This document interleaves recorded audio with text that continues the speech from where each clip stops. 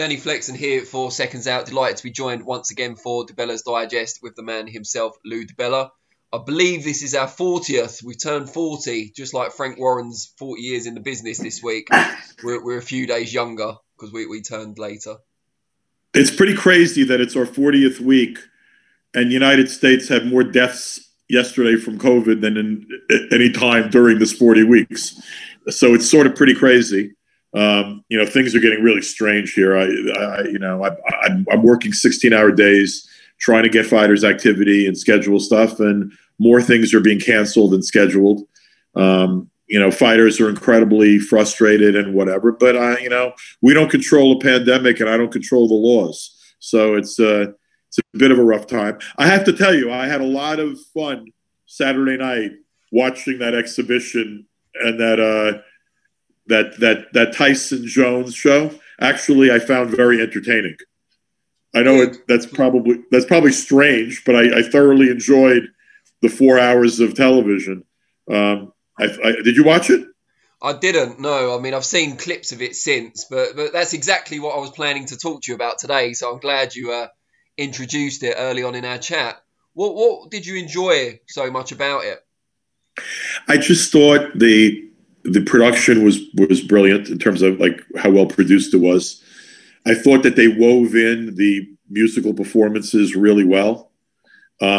Snoop Dogg was hilarious on the commentary. I thought that the commentators had the whole event in the right spirit. I mean, there was no shilling. There was no making believe. I mean, that these were two Adonises in their prime. There were two legends getting in there and having some fun. But you know what? There were some 8-round fights that were highly competitive. There was some great musical performances. The commentary was, I thought, very entertaining. And the two guys in the ring was fine. I mean, it was what it was. I mean, I had no expectations for it. But I'll tell you, I was thoroughly entertained. And I don't agree with Bob Arum or others that say that show had nothing to do with real boxing or regular boxing. And this is why I disagree. Jake Paul, Tyson, Jones, hip-hop in boxing shows, those aren't boxing's problems, but they may be symptomatic of some of our problems, that we're not adequately entertaining people with our product. And then when something's decent, and I mean decent, not the way it was 20, 25 years ago, where only the biggest fights were on pay-per-view, I mean decent. When something's decent, we expect people in the middle of the hardest economic times this world has gone through in years to ante up $80 on this side of the pond, less on your side of the pond. But the product we're providing that people can watch on a regular basis without having to dip into their pocket hasn't been particularly entertaining. And the best aren't fighting the best. And everything's really fractionalized. And when I say this stuff, it's not to be destructive of our sport. It's because I love it. Like, I want to see it work. I want to see, Jake Paul's exploiting the issues that boxing has. And frankly, like, I'd rather see Jake Paul in a competitive fight than watch a top boxer fight somebody that doesn't belong in the ring with him. Tyson Jones, we've seen more recently, got over 1 million pay-per-view buyers, which is very impressive, even in a normal. Well, you want to know why it's so impressive, Danny? But it's impressive, but it also raises another issue. And again, like, I say these things, and then I have these assholes and trolls and fucking morons on social media telling me I'm old or irrelevant or suck me off. Fuck you. I mean, you know what? Like, I've given my life to this sport. I know more about boxing, and I've forgotten more about boxing than you know. But when I say these things, it's not because the sour grapes or whatever. It's empirical. You know what I'm talking about. It just is. And if you take the pay-per-views, the 2 pay-per-views that have already happened during the pandemic in the States, and you add to it whatever the performance is of Saturday night's fight, and that I like. As a fight, I like Spence and Garcia. I think it's a quality fight. I will be watching.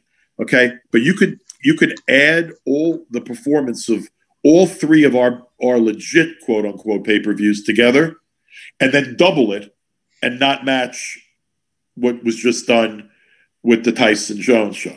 Now, is it apples and oranges? A little bit, but it's also an indication that we're not doing enough to entertain people and let them, and we're not doing enough to make people believe they're getting a bang for their buck.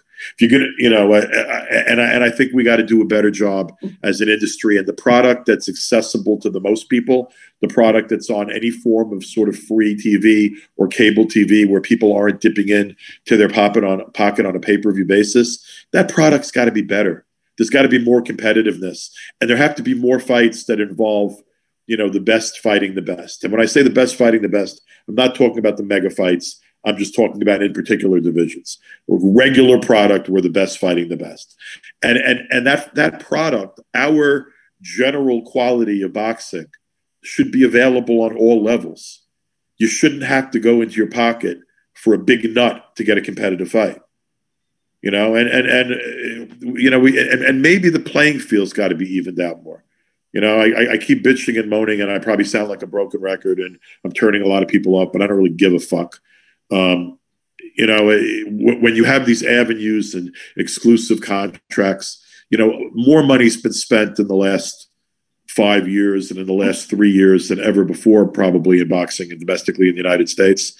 And if you have a brain or a pair of eyes or any degree of honesty, you're going to admit things haven't gotten better. Like the sport's not growing here, and the quality of what's being offered isn't at its all-time high. Things have gotten, frankly, less entertaining and worse. And that should cause people to ask a lot of good questions. And if it doesn't, that's on them, not on me. And if you want to call me names and tell me I'm old or irrelevant, go ahead. I don't give a fuck. So two questions. One very brief. How much was Tyson Jones in the US? How much did you have to pay? Well, that's actually a pretty good point too, Danny. It was $49.95, and we don't get pay-per-views of big shows any longer at $49.95. It's closer to $100 now than it is to $50, and this was right under $50. I think that was an intelligent marketing decision. I think that was an intelligent pricing decision. The things that you enjoyed most about the show, you wouldn't have known in the build-up. Danny, hold on one second. I'm going to pull a Bob Arum right now. Yeah. Pat, you need to stop for 5 minutes. I'm on a Zoom call. Okay. All right. Sorry. We have our handyman doing some work outside, and he just turned on a blower, and I couldn't hear anything. So. Oh, right, okay. So I didn't scream, "Stop! Turn the fucking music off! I'm on the fucking phone." But I almost did. So. That's good stuff. Did you ever see that tape with Bob? It was very funny. Yeah. Yeah, okay. He's another one who doesn't give a fuck. Let's be real. Yeah. You talked about By the way, if I'm this way now at my age, imagine in 30 years, where Arum is, I won't give a single fuck. Yeah. So I can't wait. We'll probably still be doing this. We'll see. I don't believe me. He's got a lot more energy at his age than I think I would, and there is no way on God's earth that if I'm still breathing at 89, I'm going to be doing this. So I have at least when it comes to performance for his age and his enthusiasm and stuff, Arum's a freak of nature. I give him nothing but respect for still being, still doing this at this point and seeming to enjoy it. The things you enjoyed most about Saturday's show, you wouldn't have known for certain that was going to be the case when you made your purchasing decision. So what was it that convinced you to part with your $50 to watch this show in the first place? Curiosity. And look, I love Mike Tyson and I love Roy Jones. I mean, I've known them both forever, and it was curiosity. And I also, Triller has been doing these hip hop battles, and I've watched a number of them, where they've done like legendary hip hop artists sort of battling each other, kind of thing. And I was sort of I was thinking to myself, these people seem to get it. They seem to get how to entertain people, particularly in these times. And honestly, I've been somewhat impressed by Triller, so I wanted to see what this was going to be about. And what I was surprised by, again, it doesn't go to pure boxing. It just goes for bang for the buck and entertainment value. You and I have discussed this a million times. I've always said I consider boxing to be a subset of the entertainment business. And the whole thing is to bring people what they think is bang for the buck and entertainment value. And I laughed a number of times during that show, and I sat there with a scotch and I grooved to some good hip hop. And I thought the musical performances were beautifully produced, even though that's got nothing to do with boxing. But I was very entertained and I had fun. And here's the thing that I see missing from boxing today, as opposed to boxing in the 90s and in the 2000s. It's less fun now. It was more fun. And granted, we're in a pandemic. There aren't crowds there. You don't have that enthusiasm or whatever. But I'm talking about in a more global, general sense. I don't think we have cards that are exciting from the beginning to the end. I don't think that. I think there's a lot of haters, and there's so many factions. And I've never seen the sport. Honestly, 20 years ago, you didn't see people siding with fighters or deciding who they were going to root for based upon their promotional affiliations or their network affiliations. You never saw that shit. You just didn't. And part of the reason you see it right now is because everything is so, factionalized. And not only is it factionalized, but a lot of the broadcast journalists, commentators, they're not bad people. And a lot of them are friends, but a lot of them have sold their souls. They're shilling and bias and complete blinders to the realities of the sport when you listen to different platforms and you listen to what's being presented. And, I long for, I do miss HBO Sports, partially because I had something to do with them back when. But I also miss them because I miss the journalistic integrity of Lampley and Merchant and what you got on the air.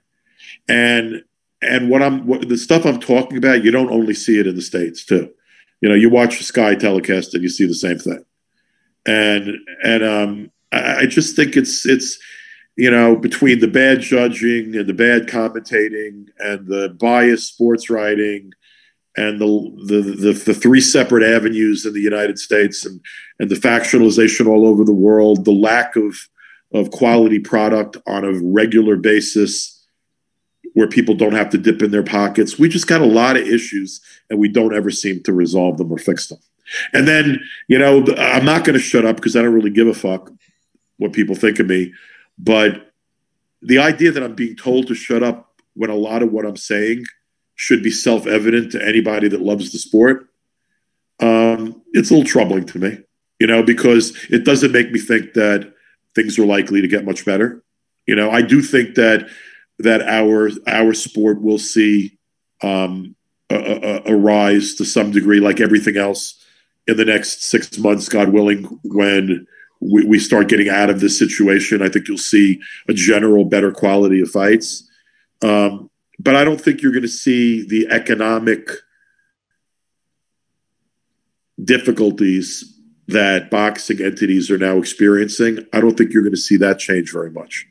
And as a result of that, I think you'll continue to see too many matchups that aren't as good as they should be, and too many decisions being made on a nickel and dime basis instead of on a basis of a long-term view that we have to raise the general level of what we're doing, If, and this isn't going to happen, but if boxing did learn from what Tyson Jones presented us with last weekend and improved in the areas you've discussed, do you think there would still be a place for what Triller are offering? Sorry, Topolina just going a little nuts. The workers are staring through the window. She's barking at them. So she's going to attack I'm sorry. Man. Yeah, so I said if boxing were to improve in the ways we've discussed, if they were to respond positively to the Tyson Jones event, would there still be a place for those type of events, the ones Triller are producing? Yeah, I do. Yeah, I think there would be because, look, I mean, Snoop Dogg, like they announced yesterday, they're going to do a boxing series. Snoop Dogg's going to have a boxing series. Now, honestly, will I watch Snoop commentating on boxing? 100%. You know, and it's entertainment. It's sports entertainment. So I think there'll always be a place if it's done well for that merger of sport and pure entertainment. So I think there's a place for it. But I tell you what, I think there'd be a lot fewer openings for and then there'll even be a place for internet influencers, whatever the fuck that means, because they have shitloads of people that care about them. But you know what? If boxing did a better job of making people care about its athletes, then there'd be less of an opening for what some purists view as an intrusion into our sport. I don't quite see it the same way. I think I'm too jaded after 30 years. I'm way less of a purist than I used to be. But honestly, I think that a lot of these seniors tour stuff and the old men calling out each other and the internet influencers calling out each other, those aren't boxing's problems. Boxing has loads of problems. They're the same problems we had 30 years ago, and we never fixed them. That stuff's not our problem, but it may be symptomatic. It may be symptomatic of us letting other people into our turf because we aren't doing what we're supposed to do the right way. Brilliant. Well, that's a lot to think about for me and for everyone watching. But I agree. And I will be watching. I am really curious about the Spence fight. I think that Danny Garcia is an underrated talent. If Spence rips through him, I'm going to give. It's going to say to me that Spence is just a superior, pound for pound kind of guy, and I have a feeling that could happen. But I wouldn't be surprised if some people are shocked that it's a real fight, because I've never seen Danny Garcia not bring a real fight. I'm a big fan of Danny. I think he's a nice guy personally. I think he's underappreciated, and I think he's the pro's pro. He may not do anything number one, but across the board, he's an excellent fighter. Well, we'll review Spence Garcia next week when we catch up, because that's one I'll definitely will. When we have week 41. Week 41. Get in. All right, my friend. I'll talk to you next week. Be well.